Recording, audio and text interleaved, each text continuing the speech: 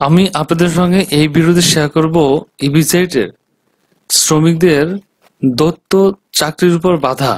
এই বিষয়ে ইপিজেডের শ্রম আইন এবং লেবার রুলসে কি বলা আছে এটি দেখুন। লেখা আছে পঞ্চম অধ্যায়ের ধারা 47-এ অতিরিক্ত মহাপরিদর্শকের বিনা অনুমতিতে এবং তৎকর্তৃক আরোপিত শর্তের ব্যত্যয়ে কোনো শ্রমিক একই দিনে একাধিক প্রতিষ্ঠানে কাজ করতে দেওয়া যাবে না। অর্থাৎ একজন শ্রমিক তাকে একই দিনে একাধিক প্রতিষ্ঠানে কাজ করানো যাবে না।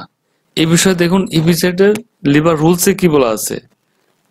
দৈত্য চাকরির উপর বাধা আইনের ধারা 47-এর বিধান অনুযায়ী কোন শ্রমিককে একই দিনে একাধিক প্রতিষ্ঠানে কাজ করিবার অনুমতি প্রদানের ক্ষেত্রে অতিরিক্ত মহাপরিদর্শক নিম্নবর্ণিত শর্ত অনুসরণ করিবেন। অর্থাৎ একই দিনে একজন শ্রমিককে একই দিনে একাধিক প্রতিষ্ঠানে কাজ করাতে হলে সেক্ষেত্রে কি করতে হবে, কি শর্ত অনুসরণ করতে হবে। দেখুন কতে লেখা আছে প্রতিষ্ঠানসমূহ একই মালিকাধীন হইতে হবে।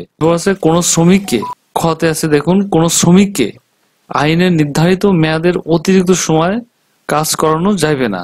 গতে আছে দেখুন এক প্রতিষ্ঠান হইতে অপর প্রতিষ্ঠানে যাতায়াতের সময়কে কাজের সময়ের অন্তর্গত বলে গণ্য করতে হবে। অর্থাৎ এক প্রতিষ্ঠান হতে আরেক প্রতিষ্ঠানে যাওয়া আসা বা যে সময় লাগে এটিকে তার ওয়ার্কিং আওয়ার্সের ভিতরে গণ্য করতে হবে।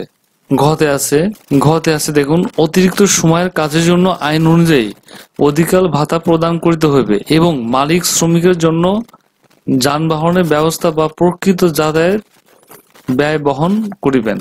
তো আপনাদের দৈত্য চাকরির উপর কোনো কিছু জানার বা বলার থাকলে সেক্ষেত্রে আপনারা কমেন্টস করুন, আমি রিপ্লাই দেবো। সবাই ভালো থাকবেন, সুস্থ থাকবেন। আল্লাহ হাফেজ।